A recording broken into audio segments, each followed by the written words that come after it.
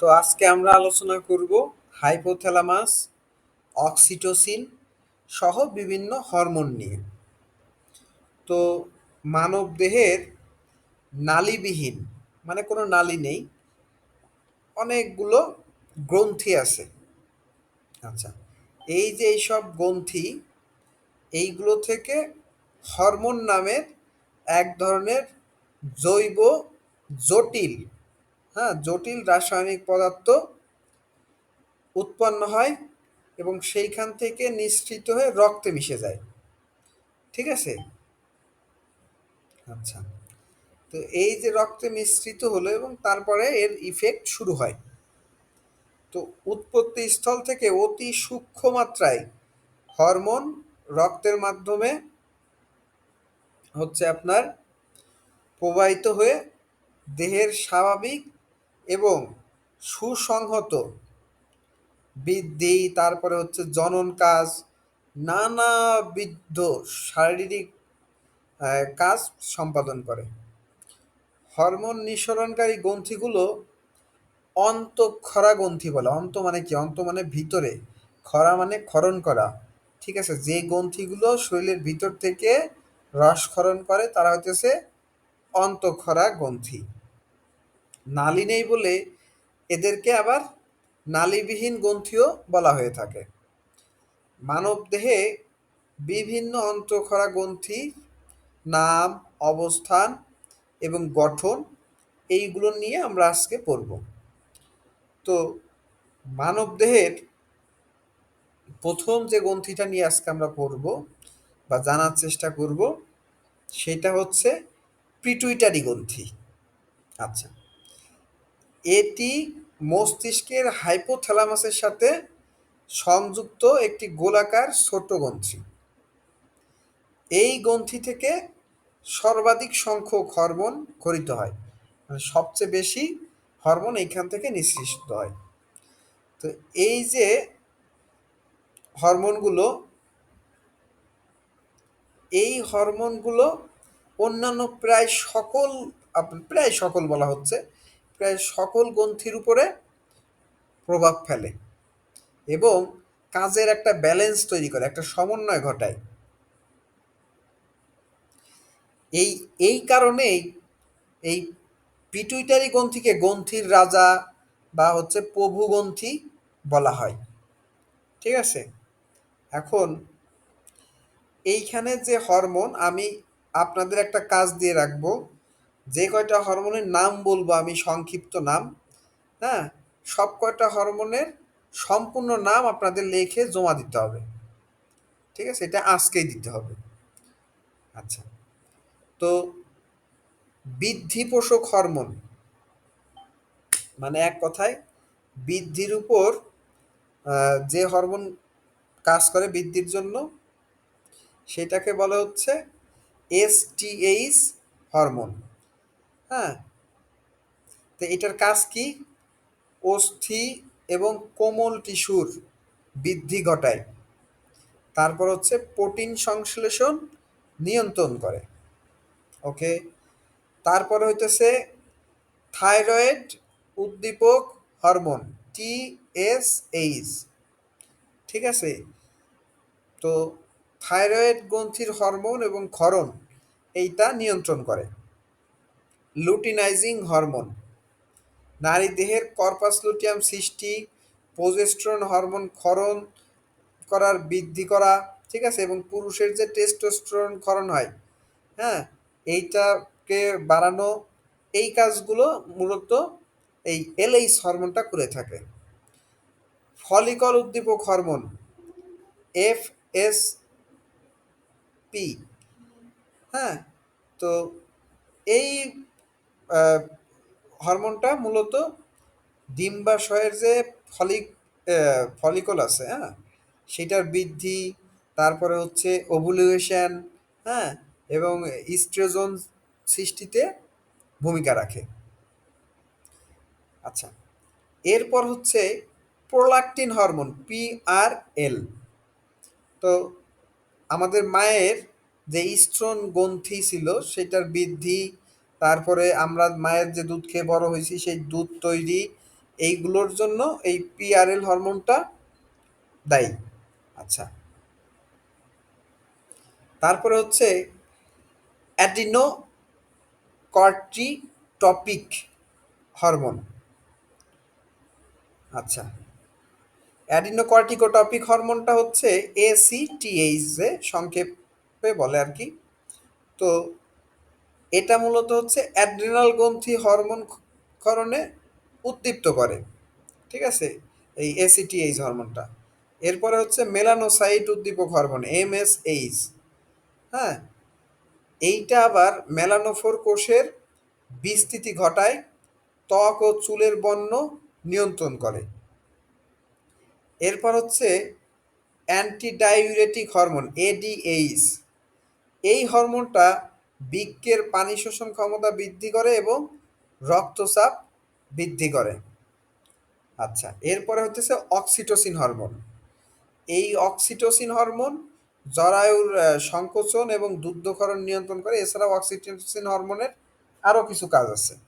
হ্যাঁ, অনেক সময় দেখা গেছে আপনার ইজাকুলেশনের পরেও অক্সিটোসিন হরমোন কিছুটা নিঃসৃত হয়, সেগুলো আমরা পরে আস্তে আস্তে আলোচনা করব।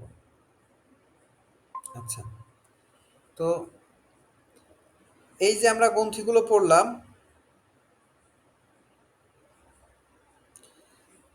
তো এইখানে থাইরয়েড গ্রন্থি, ঠিক আছে, থাইরয়েড গ্রন্থি এটা হইতেছে ট্রাকিয়ার শ্বাসনালীর উভয় পাশে অবস্থিত প্রজাপতি আকৃতির একটা গ্রন্থি। এটি দুটি খণ্ড নিয়ে গঠিত, যারা ইথোমাস নামক সংযোজক দ্বারা যুক্ত হয়ে থাকে। থাইরয়েড গ্রন্থি থেকে যে হরমোনগুলো ক্ষরণ হয় সেইগুলো হচ্ছে ট্রাই আয়োডোথাইরোনিন, আবারও বলতেছি ট্রাই আয়োডোথাইরোনিন T3, বিপাক হার, তারপরে হইতেছে হৃদস্পন্দন, প্রোটিন সংশ্লেষণ নিয়ন্ত্রণ করে এই হরমোনটা। এরপর হচ্ছে থাইরক্সিন T4, তো এইটা হইতেছে বিপাক প্রক্রিয়া এবং বৃদ্ধি নিয়ন্ত্রণ, এই দুইটা কাজ করে। ক্যালসিটোনিন CT, রক্তে ক্যালসিয়ামের মাত্রা নিয়ন্ত্রণ করে। এরপরে হচ্ছে 3 নম্বরে প্যারাথাইরয়েড গ্রন্থি। তো এই থাইরয়েড গ্রন্থির প্রতি খণ্ডের সম্মুখ এবং পার্শ্বীয়ভাবে একটি করে মোট একজোড়া ক্ষুদ্র ডিম্বাকৃতির, মানে ডিমের মতো আকৃতির প্যারাথাইরয়েড গ্রন্থি থাকে। এই যে প্যারাথাইরয়েড গ্রন্থি, এইখান থেকে প্যারা হরমোন PTH, এই হরমোনটা নিঃসৃত হয়। তো এই হরমোনটা ক্যালসিয়াম এবং ফসফরাসের বিপাক নিয়ন্ত্রণ করে, ঠিক আছে, বিপাক ক্রিয়াটাকে নিয়ন্ত্রণ করে। এরপর হচ্ছে থাইমাস গ্রন্থি। শ্বাসনালীর নিচের দিকে দুই পাশে দুইটি থাইমাস গ্রন্থি থাকে। হ্যাঁ, শৈশবে এগুলো বড় থাকে কিন্তু বয়োবৃদ্ধির সাথে সাথে ক্ষুদ্রাকার আকর ধারণ করে। তো এই গ্রন্থি থেকে থাইমোসিন নামক হরমোন নিঃসৃত হয় এবং এইটা লিম্ফোসাইট প্রস্তুতি এবং অ্যান্টিবডি তৈরিতে কাজ করে। এরপরে হচ্ছে আইলেট অফ ল্যাঙ্গারহ্যান্স। অগ্নাশয়ের কতগুলো কোষ গুচ্ছকারে বিক্ষিপ্ত হয়ে ক্ষুদ্র ক্ষুদ্র দ্বীপের ন্যায় এক একটি অন্তঃক্ষরা গ্রন্থি সৃষ্টি করে। মানে এইখানে অগ্নাশয়ের যে কোষ, সেই কোষগুলোই গ্রুপ গ্রুপ হয়ে ছোট ছোট দ্বীপের মতো গ্রন্থি তৈরি করে। এগুলো islets of Langerhans alpha, beta এবং গামা নামক 3 ধরনের কোষ নিয়ে গঠিত।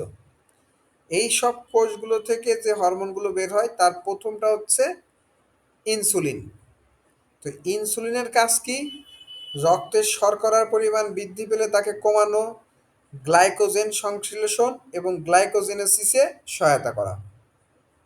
এরপরে যে হরমোনটা বের হয় সেটা হচ্ছে গ্লুকাগন। গ্লুকাগনের কাজ কি? রক্তের শর্করার পরিমাণ কমে গেলে তাকে বাড়ানো, গ্লাইকোজেনোসিসে মানে গ্লাইকোজেনোলাইসিসে সহায়তা করা। এরপর সোমাটোটেস্টিন, এই হরমোনটা আলফা এবং বিটা কোষের ক্ষরণ, কি পরিমাণ ওইখান থেকে ক্ষরণ হবে সেটাকে নিয়ন্ত্রণ করে। এরপর অ্যাড্রেনাল, প্রতিটি বৃক্কের মানে কিডনির সম্মুখ প্রান্তে টুপির ন্যায়, হ্যাঁ, একটি করে মোট ২টি অ্যাড্রেনাল গ্রন্থি থাকে। এর বাইরের অংশকে কর্টেক্স এবং ভিতরের অংশকে মেডুলা বলে। এই গ্রন্থি থেকে যে হরমোন নিঃসৃত হয় তাকে বলে হচ্ছে গ্লুকোকর্টিকয়েড। হ্যাঁ, এই গ্লুকোকর্টিকয়েড হরমোনটা যকৃৎ মানে লিভার এবং পেশির যে গ্লাইকোজেন সংশ্লেষণ হয় এইটাকে উদ্দীপ্ত করে, মানে একটি বেশ গতিশীল করে দেয়, আরো বেশি অ্যাক্টিভ করে দেয়। ঠিক আছে, এরপর হইতেছে পিনিয়াল বডি। তো এটা হইতেছে একটা গোলাকার গ্রন্থি, হ্যাঁ, সরু বোঁটা দ্বারা এবং মস্তিষ্কের জয়েন্সেফালনের সাথে সংযুক্ত থাকে। এই গ্রন্থি থেকে নিঃসৃত যে হরমোনটা হয় তার নাম হইতেছে মেলাটোনিন। এই মেলাটোনিন হরমোনটা হইতেছে ত্বকের কালার নিয়ন্ত্রণ করে। ঠিক আছে, কার ত্বকের রং কেমন হবে সেটা নিয়ন্ত্রণ করে। এরপর হচ্ছে পুরুষের শুক্রাশয়। ঠিক আছে, এই শুক্রাশয় এইখান থেকে যে হরমোন নিঃসৃত হয় তার নাম হচ্ছে টেস্টোস্টেরন। এই টেস্টোস্টেরন হরমোনের কাজ হচ্ছে পুরুষের দেহের যৌনাঙ্গ বৃদ্ধি ঘটানো, হ্যাঁ, গৌণ যে যৌন লক্ষণ আছে, যেমন ওই যৌন কেশ, হ্যাঁ, তারপরে কণ্ঠস্বর, আবেগ অনুভূতির ব্যাপারগুলো, এইগুলো প্রকাশে সহায়তা করে এবং শুক্রাণু তৈরির যে প্রক্রিয়া এটাকে সবসময় চালু রাখে। এরপর হচ্ছে ডিম্বাশয়। তো মহিলাদের শ্রোণী গহ্বরের পিছনের দিকে জরায়ুর দুপাশে ২টি ডিম্বাশয় থাকে। এইখান থেকে যে হরমোন ক্ষরণ হয় সেটার প্রথমটা হচ্ছে ইস্ট্রোজেন। এই ইস্ট্রোজেনটা হচ্ছে বয়ঃসন্ধিকালে স্ত্রীদেহের বিভিন্ন যে যৌন লক্ষণ আছে, আপনার মার বা আমার মার যে যৌন গঠনগুলো তৈরি হয়েছিল, বুক তৈরি হওয়া থেকে শুরু করে অন্যান্য অঙ্গ তৈরি হওয়া, সেইটাই ভূমিকা রাখছে। এবং যেটা খুব গুরুত্বপূর্ণ, ঋতুচক্র। আপনার মা আপনাকে কখনোই জন্ম দিতে পারতো না, আমার মা আমাকে কখনোই জন্ম দিতে পারতো না যদি না তার এই ঋতুচক্রটা থাকতো। ঠিক আছে, ফলে এটা খুবই স্বাভাবিক একটা ব্যাপার। তো এইটাকে নিয়ন্ত্রণ করে। এরপর হচ্ছে প্রজেস্টেরন হরমোন। এই যে স্ত্রীদের দেহে, মহিলাদের দেহে গর্ভাবস্থায় জরায়ু, তারপর হচ্ছে ভ্রূণ, তারপরে অমরা ইত্যাদির যে বৃদ্ধি বৃদ্ধি পাওয়া, এই ব্যাপারটাকে নিয়ন্ত্রণ করে। আচ্ছা, এতক্ষণ তো আমরা বিভিন্ন হরমোন কোথায় কোনটা থাকে তার নাম এবং কাজগুলো জানলাম। এবার জানবো হচ্ছে আমরা হরমোনের প্রভাব সম্পর্কে।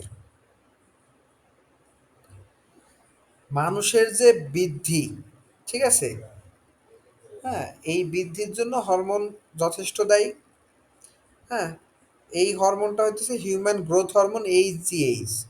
সাধারণভাবে সোমাটোট্রিপটিন, সরি, এটা হচ্ছে সোমাটোট্রপিন। সোমাটোট্রপিন হরমোন এই নামে পরিচিত। এটা এক ধরনের পেপটাইড হরমোন যা প্রায় ২০০টি অ্যামাইনো অ্যাসিড নিয়ে গঠিত। মানবদেহের বৃদ্ধির সঙ্গে জড়িত এই হরমোন শরীরে স্বাভাবিকভাবে উৎপন্ন হয়। মস্তিষ্কের যে পিটুইটারি গ্রন্থি সেইখানে হচ্ছে এই হরমোনটা আপনার উৎপন্ন হয়। মূলত ৩০ বছর বয়সের পরে এই হরমোনের ক্ষরণ কমে যায়। হ্যাঁ, এবং পরবর্তী ১০ বছরের ক্ষরণটা প্রায় হইতেছে ১৪% কমে যায়। বৃদ্ধির হরমোন যত কমবে শরীরের মানে যত কমবে তত হইতেছে শরীরের তত যে বয়সের ছাপ, এই ছাপটা বাড়তে থাকবে। এই সময় দেহে বৃদ্ধির যে হরমোনের প্রয়োগ করলে বয়সের ছাপ মিলিয়ে যাবে বা হইতেছে দেখা গেছে কিংবা ছাপ পড়ার গতি কমে যাবে। হ্যাঁ, মানে এক কথায় এই যে আমাদের বলি রেখা দেখি, তারপরে হইতেছে চর্বিহীন পেশি, হাড়ের ঘনত্ব কমে যাওয়া, কার্যহীনতা হয়ে যাওয়া, ঠিক আছে, কাজ করার অ্যাবিলিটি কমে যাওয়া, ওজন বেড়ে যাওয়া, হ্যাঁ, এই গুলোর গতি কমে যাবে যদি আপনার বডিতে স্বাভাবিকভাবে এই হরমোনটা আপনি ধরে রাখতে পারেন, এই হরমোনের প্রবাহটা। শুধু যে এই কারণে এটাই না, বিভিন্ন রোগ ব্যাধি, শারীরিক জটিলতা, ঠিক আছে, এইগুলো রোধ করতেও এই হরমোনের ভূমিকা অনেক। যাদের শরীরে পরিমিত আকারে এই হরমোনটা উৎপন্ন হয় না, ঠিক আছে, সেই ক্ষেত্রে তাদেরকে এই হরমোনটা ইনজেকশনের মাধ্যমে অনেক সময় দেয়া যায়। কিন্তু এই হরমোন যদি আপনি অতিরিক্ত প্রয়োগ করে ফেলেন, তখন আবার মারাত্মক সমস্যা তৈরি হয়। ঠিক আছে? তো এই হরমোনের আহ, যে ক্রিয়াগুলো, এই ক্রিয়াগুলো আমরা একটু জানি। ঠিক আছে? আচ্ছা, এই বৃদ্ধি হরমোনের পরিমিত ক্ষরণ দেহের জন্য উপকারী, তাই তো? তো মানবদেহে বৃদ্ধি হরমোনের ইতিবাচক যে ক্রিয়াগুলো আছে সেগুলো কি কি? অতিরিক্ত চর্বি, তারপরে গ্লুকোজ, এইগুলোকে বার্ন করে দেয়া, হ্যাঁ, এবং প্রাণবন্ত রাখা আর কি। পেটের চর্বি কমিয়ে আপনার হতেছে কার্ডিওভাস্কুলার, হার্টের যে রোগগুলো আছে সেগুলো প্রতিহত করতে সাহায্য করে। হাড়ের ঘনত্ব বাড়ায় এবং তা শক্তিশালী করে তোলে, ফলে সহজে হাড় ভাঙবে না। আচ্ছা, এবং হাড় যত সুস্থ থাকে তার আবার লিগামেন্ট, তারপর হইতেছে টেন্ডন, এইগুলো সুস্থ থাকে, তাই না? তাহলে ওইগুলোর স্বাস্থ্য ভালো থাকবে। পর্যাপ্ত বৃদ্ধি হরমোন ক্ষরণে ঘুম সুন্দর হয় এবং নিদ্রাহীনতা দূর হয়। অনেক সময় না, শিশুদের এই কারণেই ঘুম বেশি হয়। ঠিক আছে, গ্রোথ হরমোন থাকার কারণে, এইচজিএইচ হরমোনটা বেশি থাকার কারণে। আচ্ছা, এরপর হচ্ছে ফুসফুসের যে স্বাভাবিক কার্যক্রম, এই কার্যক্রমটা ভালো হয় এবং প্রাণ শক্তি বৃদ্ধি পায়। ঠিক আছে, এরপর আপনার দেখা গেছে যে কোনো কারণে যদি দুর্ঘটনা কবলিত হয় বা আগুন বা অন্য কোনো কারণে অ্যাক্সিডেন্ট হয়, সেই ক্ষেত্রে যাদের এই হরমোনের তা সঠিক মাত্রায় আছে, তাদের দেহের ক্ষতিপূরণ করতে খুব দ্রুত আহ, সাহায্য করে। আচ্ছা, এরপর হচ্ছে কোনো শিশুর স্বাভাবিক দৈর্ঘ্য যদি কম হয় বা খাটো হয়ে যাচ্ছে, লম্বা হইতেছে না, পারতেছে না, তার সমাধান করার জন্য এই হরমোনটা প্রয়োগ করা যায়। ঠিক আছে, ক্যান্সার নিরাময় করার জন্য, তারপরে মস্তিষ্কের সার্জারির পর রেডিয়েশন থেরাপি প্রয়োগ করলে, ঠিক আছে, এইগুলো করলে আপনার এই হরমোনটার যে সৃষ্টি হয় এটার বিঘ্ন তৈরি হইতে পারে। ঠিক আছে,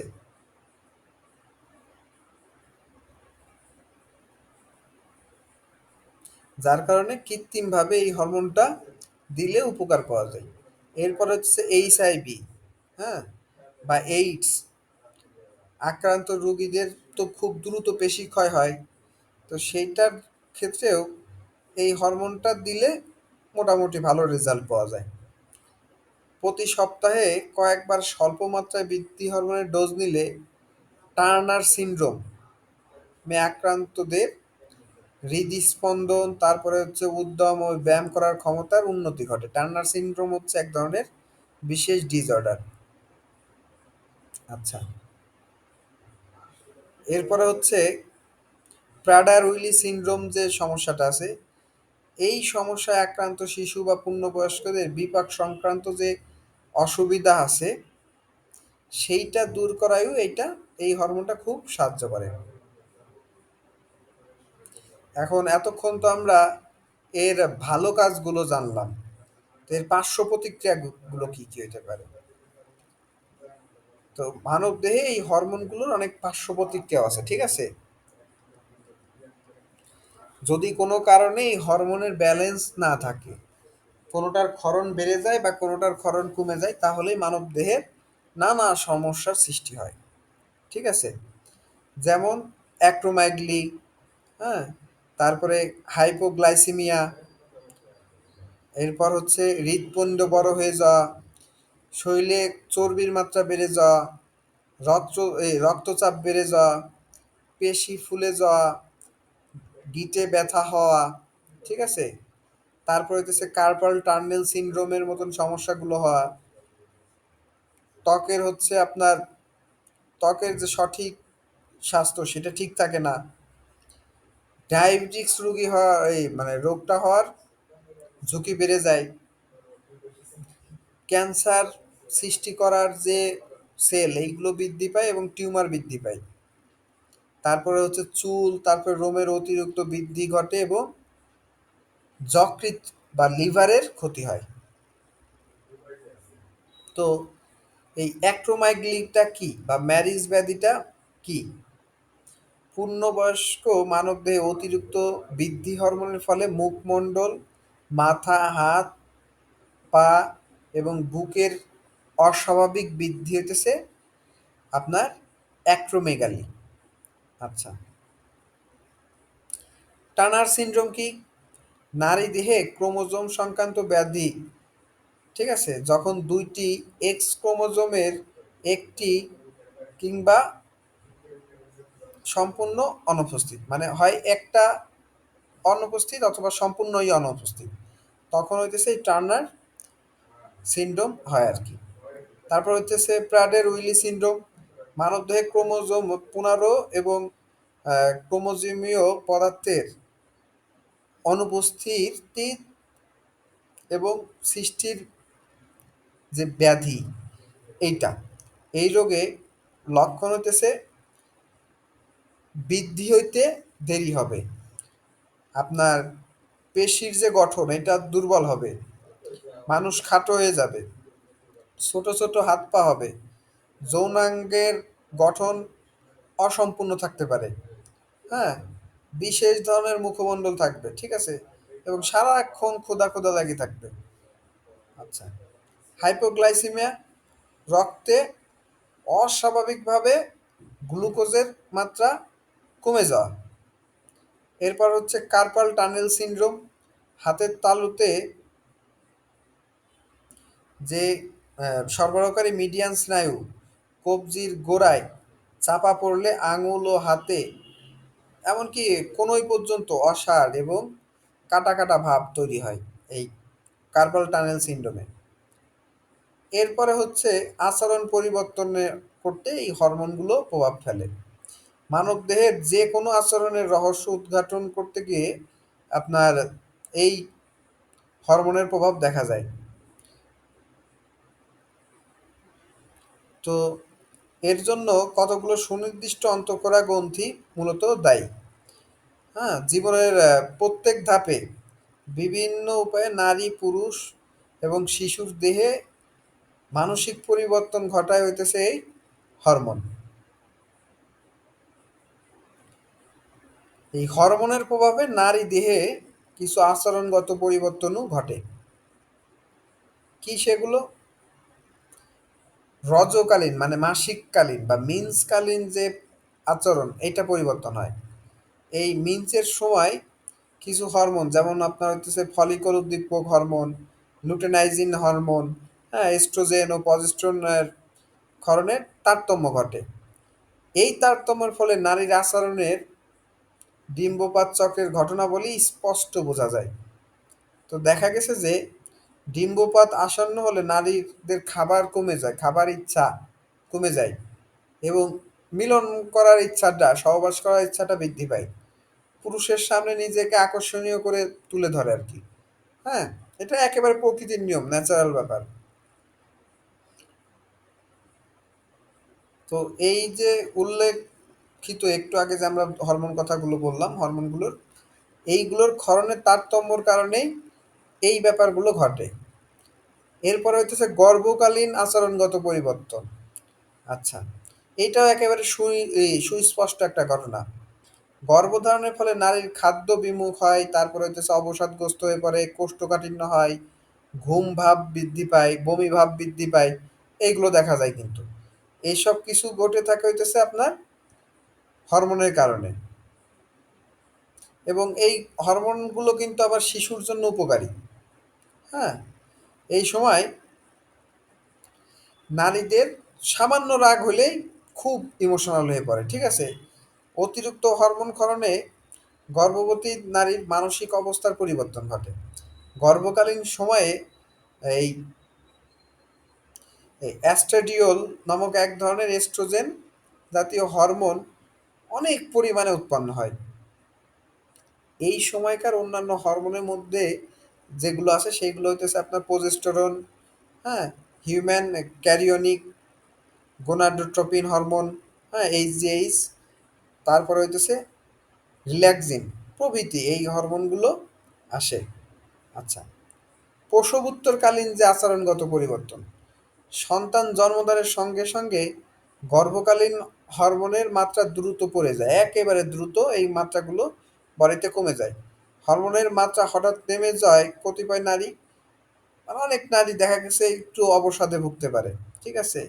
কি হইলো, কিভাবে চলবো, কিভাবে চলবে, হ্যাঁ, আপসেট হয়ে পড়ে। পারিবারিক, সামাজিক এবং আর্থিক সমস্যা কিংবা প্রতিবন্ধী শিশু জন্ম দেয়া বা স্তনদান সংক্রান্ত নানা সমস্যায় এরা প্রচণ্ড মানসিক যন্ত্রণায় ভুগতে পারে। এন এই সমস্যাটার নাম দেওয়া হয় হইতেছে আপনার প্রসবোত্তর সাইকোসিস, হ্যাঁ? পোস্ট ন্যাটাল সাইকোসিস। আচ্ছা, এরপরে হইতেছে রজনিবৃত্তিকালীন আচরণগত পরিবর্তন। মানে এই মাসিক হওয়ার যে চক্র, এই চক্রটা বন্ধ হয়ে যায় একটা সময়। প্রত্যেক মায়ের দেহে একটা সময়, নির্দিষ্ট একটা সময় যে এই চক্রটা বন্ধ হয়ে যায়। পুরুষ অপেক্ষা নারীরা এই রজনিবৃত্ত হওয়ার কয়েক বছর আগেই থেকেই বিষণ্ণতায় ভুগতে থাকে, হ্যাঁ, ডিপ্রেশনে ভুগতে থাকে। তো রজনিবৃত্তির ঠিক পূর্ব মুহূর্তে মুহূর্তে হরমোনের মাত্রা প্রচণ্ড ওঠানামা করে, হঠাৎ বাড়ে হঠাৎ কমে। ঠিক আছে? এবং ডিম্বাশয় ক্রমশই প্রোজেস্টেরন, অ্যাস্ট্রোজেন, টেস্টোস্টেরন ক্ষরণ কমিয়ে দেয়। এইসব হরমোনের ক্ষরণগত পরিবর্তনে যেসব লক্ষণ দেখা যায় তা হচ্ছে হঠাৎ মেজাজ গরম হয়ে যাওয়া, রাতে ঘাম হওয়া, সঠিক ঘুম না হওয়া, অনিয়মিত মাসিক হওয়া, যৌনাঙ্গের কিছু পরিবর্তন হয়ে যাওয়া। এইসব কারণে অনেক মা হচ্ছে আপনার বিষণ্ণতায় ভোগে, হ্যাঁ, ডিপ্রেশনে ভোগে।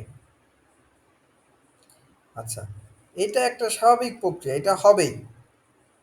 হ্যাঁ, আপনার সাধারণত 45 মানে 40-এর পর থেকেই এবং 45 থেকেই বেশিরভাগ আপনার এই মায়েদের মাসিক চক্রটা বন্ধ হইতে থাকে। আচ্ছা, খেলাধুলাকালীন যে আচরণগত পরিবর্তন হয়, তো গবেষণায় দেখা গেছে নারী খেলোয়াড় যখন প্রতিদ্বন্দ্বিতায় ব্যস্ত থাকে তখন তাদের শরীরে টেস্টোস্টেরন হরমোনের ক্ষরণ যে মেয়েরা খেলাধুলা করে না তাদের চেয়ে অনেক বেশি হয়।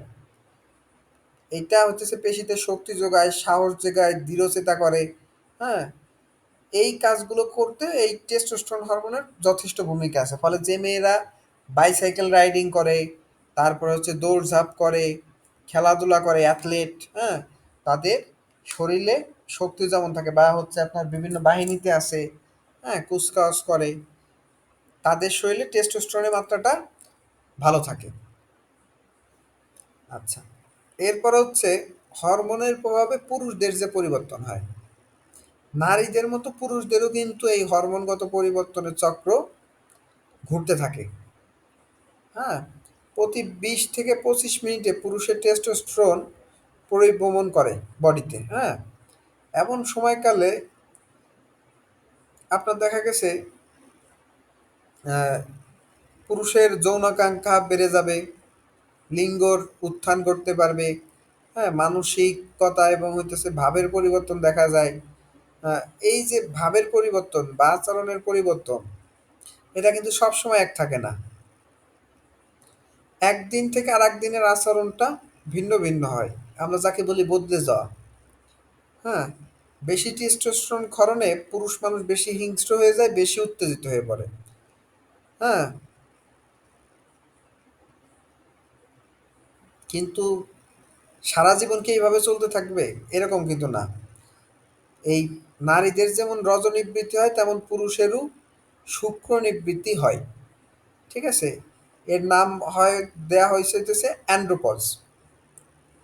এই সময় হইতেছে 40 বছর বয়স থেকে টেস্টোস্টেরনের যে ক্ষরণ, এইটা বডিতে আস্তে আস্তে কমে আসে, ফলে যৌন তাড়না কমে যায়। হ্যাঁ, অবসাদগ্রস্ত, বিষণ্ণতা এইগুলো বাড়তে থাকে। তখন চারপাশের ঘটনা নিয়ে পুরুষ মানুষরা তখন আর মাথা ঘামাইতে চায় না, যা হইতেছে হোক। হ্যাঁ, এবং সব বয়সের দোষ দেয়, বলে যে বয়স হলে এরকম করে, কয়দিন পরে ঠিক হয়ে যাবে। আচ্ছা, এরপর হইতেছে হরমোনের প্রভাবে শিশুদের দেহে আচরণগত যে পরিবর্তন হয়। মূলত শিশুদের যখন বয়ঃসন্ধির কাল আসে, হ্যাঁ, তখন কিন্তু এই পরিবর্তনটা সবচেয়ে বেশি চোখে আঙুল দিয়ে দেখানোর মতো আর কি। অনিয়ন্ত্রিত হরমোনের যে ব্যবহার, এটার ফলাফল কি হতে পারে?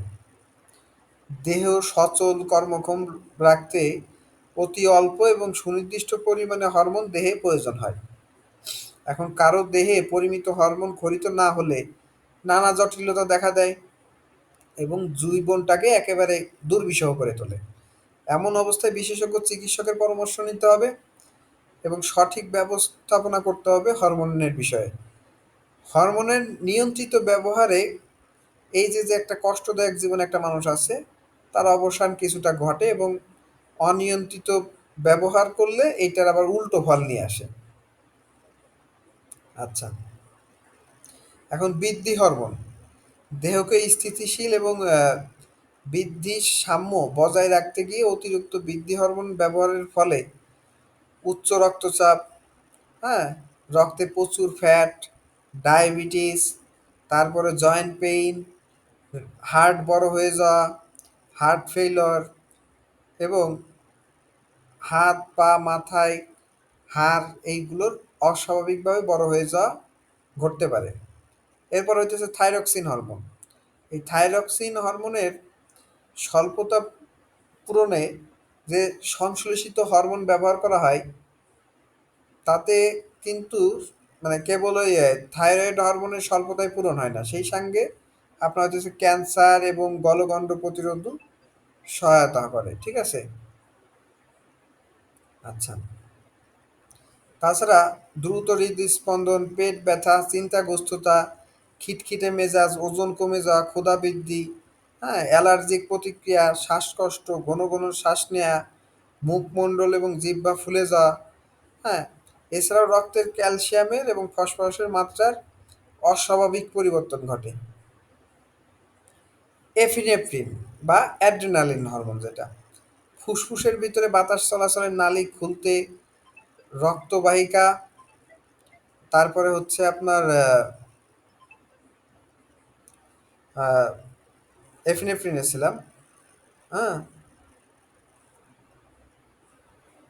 আচ্ছা, অ্যালার্জিক যে ক্রিয়াগুলো আছে এইগুলোর নিয়ন্ত্রণ করা, হ্যাঁ, মাথা ব্যথা, তারপরে ঝাপসা দৃষ্টি, হ্যাঁ, দুশ্চিন্তা, দ্বিধাদ্বন্দ্ব, বুক ব্যথা, অনিয়মিত হৃদস্পন্দন, হঠাৎ করে দুর্বলতা বেড়ে যাওয়া, ঠিক আছে, হাঁটা চলায় ভারসাম্যহীনতা, ঘন ঘন শ্বাস নেওয়া, এই ধরনের প্রভৃতি লক্ষণগুলো দেখা যায়। এরপরে হচ্ছে টেস্টোস্টেরন। এটি পুরুষের অত্যন্ত প্রয়োজনীয় একটা হরমোন। এর স্বাভাবিক ক্ষরণে পুরুষের যৌনাঙ্গ সুগঠিত রাখে। তারপরে হইতেছে গৌণ যৌনের বৈশিষ্ট্যগুলো ঠিকমতো ঘটে। কিন্তু বড়ি বা ইনজেকশনের মাধ্যমে যখন আমরা এই টেস্টোস্টেরনের অভাব পূরণ করতে যাব, হ্যাঁ, এইটা যদি কখনো অতি ব্যবহার করে ফেলা হয়, প্রথমে দুর্বলতা, তারপরে হইতেছে গায়ে ব্যথা, চামড়ায় জ্বালা পোড়া ভাব, মনোযোগহীনতা, হাত পায়ের আঙুল ঠান্ডা হয়ে আসা প্রভৃতি দেখা যায়। এছাড়াও হার্টের হার্টের গতি কমে যাওয়া, তারপরে পায়খানার সাথে রক্ত যাওয়া, মূত্রথলিতে ব্যথা হওয়া, হ্যাঁ, পিঠের দুই পাশে মাঝখান ধরে ব্যথা হওয়া, ডায়রিয়া, বিভিন্ন ধরনের সমস্যা হইতে পারে। এরপর হচ্ছে আপনার এস্ট্রোজেন, নারীর দেহের একটা গুরুত্বপূর্ণ হরমোন। পরিমিত এস্ট্রোজেন নারী দেহকে সুস্থ সবল এবং সুদর্শন রাখে। কোনো কারণে দেহে অপর্যাপ্ত হরমোন উৎপন্ন হলে বিশেষজ্ঞ চিকিৎসকগণ এই এস্ট্রোজেন যুক্ত কিছু হরমোন দেওয়ার পরিবর্তে মানে পরামর্শটা দিয়ে থাকেন। এসব সামগ্রী যদি অনিয়ন্ত্রিত আকারে ব্যবহার করা হয়, তাহলে স্তন দৃঢ় হয়ে যাওয়া, হ্যাঁ? তারপরে হইতেছে অতিরিক্ত রক্তস্রাব, হ্যাঁ? এরপরে হইতেছে ঢুলু, ঢুলু ভাব হওয়া, মানে ঢুলে, ঢুলে পড়ে যাওয়া, মাথা ব্যথা হওয়া, মানসিক ভাবের পরিবর্তন হওয়া, বমি, বমি ভাব হওয়া, ত্বকে ফুসকুড়ি ওঠা, ঠিক আছে? মূত্রের রং পরিবর্তন হয়ে যাওয়া। এই সমস্যাগুলো দেখা যায়। এরপরে হচ্ছে ইনসুলিন। তো ডায়াবেটিকস রোগীদের আমরা সচরাচরই দেখি যে ইনসুলিন নিচ্ছেন বা অন্যান্যভাবে সে ডায়াবেটিকস মেইনটেইন করতেছেন। ডায়াবেটিকস রোগের মূল কারণ কিন্তু ইনসুলিন। তো এই ইনসুলিনের ব্যবহার যদি নিয়ন্ত্রণ না থাকে তাহলে কিন্তু অনেক জটিলতা হইতে পারে। যেমন হইতেছে অবসাদ, তারপরে ঢুলে, ঢুলে পড়ে যাওয়ার মতন ভাব হওয়া, মাথা ব্যথা হওয়া, বমি, বমি ভাব হওয়া, স্নায়বিক দুর্বলতা, আচরণ পরিবর্তন হয়ে যাওয়া, হ্যাঁ? হার্টের স্পন্দন বেড়ে যাওয়া, তারপরে হইতেছে ঘুমে ব্যাঘাত হওয়া, হঠাৎ করে খিঁচুনি তৈরি হওয়া, ত্বক ফ্যাকাশে হয়ে যাওয়া, এই নানা সমস্যাগুলো এই ইনসুলিনের অনিয়ন্ত্রিত ব্যবহারের কারণে হয়ে থাকে। তো এই হরমোন রিলেটেড আলোচনা আজকে আমাদের এই পর্যন্তই ছিল। এই ব্যাপারটা আপনারা